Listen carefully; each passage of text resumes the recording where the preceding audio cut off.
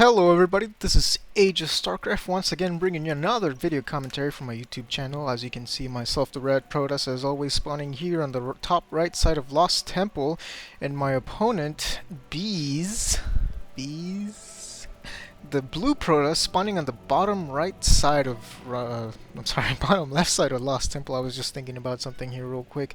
Let me actually... There we go. Okay, that did nothing to me. I was trying to see, because I've noticed that when I do my replays from the ladder, it's always red and blue. And it's nothing wrong with red and blue, it's just kind of weird when they all do. So I know there's a way to change the colors. I'll probably look into that a little bit later, but not right now.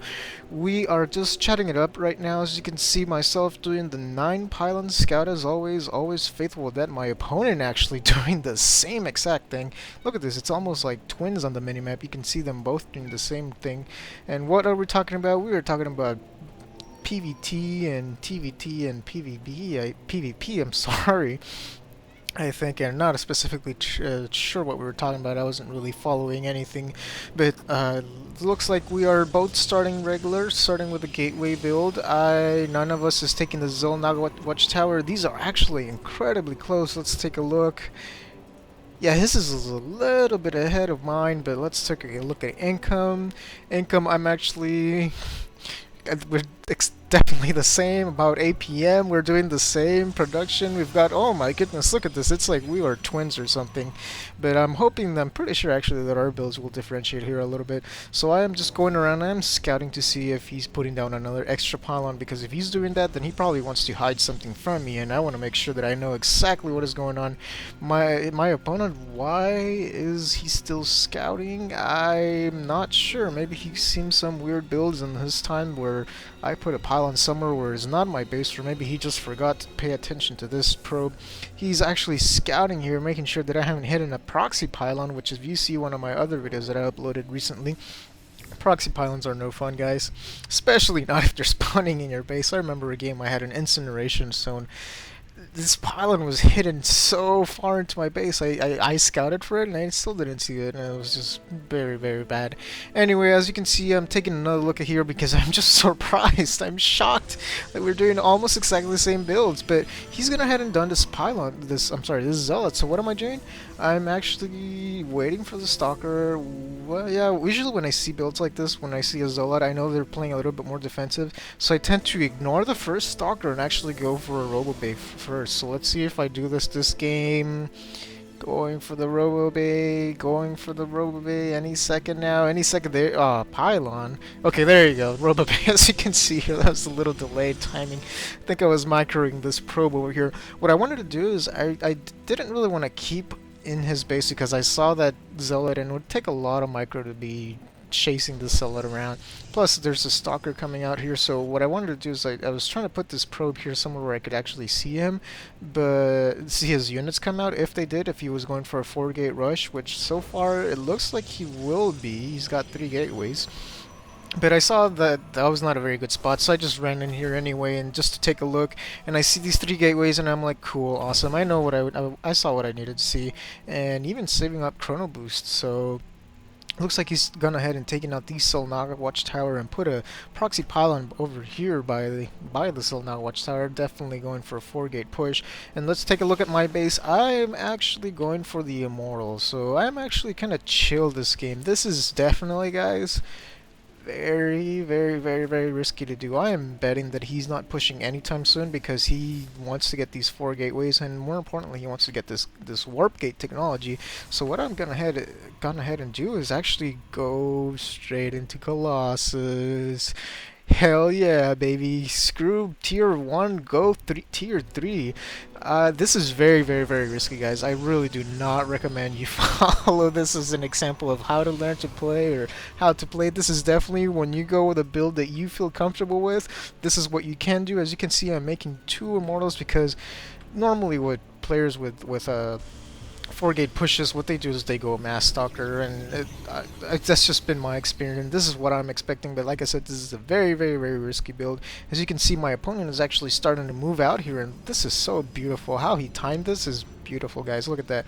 Just as his army is going up here, he's warping more units, and I bet you just as the units get up here, he's going to be warping more over here. So let's take a look. Is he chrono boosting? Oh no, use the chrono boost. That is not good. Anyway, let's take a look over here. It looks like I sent the probe out because I'm expecting this pylon. See, I'm scouting for a pylon that's near my base. If it's nowhere near this area, guys, I feel like I'm pretty safe, like I can take it. And I also saw some stalkers, so I'm like, awesome. I got 2 immortals, and I got a Colossus, baby, and I'm also making more zealots. Supply blocked. Awesome. As you know, this is a standard Aegis build. You supply block yourself into a Colossus, and of course you still manage to win somehow. I'm just kidding. I don't really know. Anyway, as you can see, my opponent putting himself up here for a push, and normally this would be pretty bad. I don't really have much, but I could probably hold it off just alone. But look at this. Colossus is going to do terrible, terrible damage. Look at that. He tried to force field me on top of the Colossus. Colossus destroy force field, guys. Just letting you know. And actually, I think hallucinations also destroy force field. So even if this had been a fake Colossus, it probably wouldn't have mattered so much. So look at this. My opponent is retreating. He's tailing it. He has lost pretty much his whole army. He's just trying to salvage whatever he can. This sentry being a ninja sentry, trying to avoid the Colossus. And I see this pylon at this moment, and my zealot kind of goes off to the side there. And I lose kind of track of my army. I was probably magnating at this point, but I really do not want to follow him all the way inside.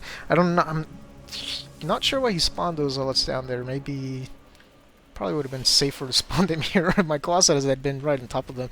Probably would have lost them, but I have gone ahead and taken out that pylon. Let's take back a look at the production tab, and I'm getting the thermal lance upgrade, extended thermal lance. This is so bad for my opponent because that means my Colossus is going to be much more effective.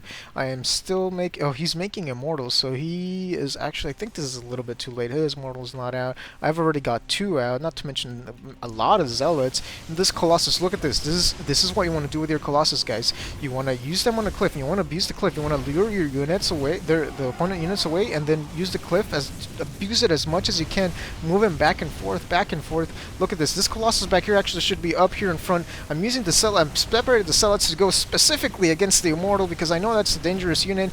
These immortals are taking out the stalkers. The Colossus doing damage from the back, and look at this. My opponent is forced to GG. There's just a Colossus was super fast. My control was actually very good, unlike some other games, and he actually says GG, but he keeps on going. And this is exactly why, guys, I am telling you that you don't give up, you don't stop until the game is over. Look, he's trying to snipe my last Colossus. Maybe that was his victory, his little personal victory. So as you guys can see, one thing you do not want to let up on your chrono boost. If we look at my base, yeah, see, look, this probably just barely finished, and chrono boost here is actually pretty good. I only have 1 for 1 more Colossus, but this is my sort of build, guys. This is what I feel most comfortable with, doing fast ticking builds. They are not always the best. They have some very basic counters that are easy to pull off and hard to deal with, but it is, as you can see, this is my element. This is how I like to play. I definitely recommend that you try your own styles and that you find something that works for you.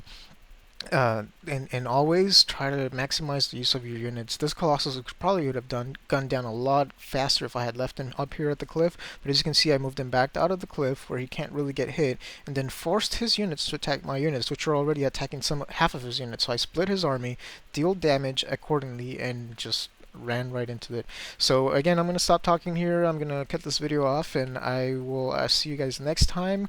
If you guys like it, please rate, comment, subscribe, share, visit other commentators' channels. There are Husky StarCraft, HD StarCraft, Day 9, and a bunch of other commentators showing replays of high level StarCraft 2 players doing some very amazing things. This is not the best. I am by no means trying to say that I am, or never will you ever hear me say that. And definitely, as always, please keep watching. I really appreciate everything you guys do, and I will see you guys next time, and have a good day.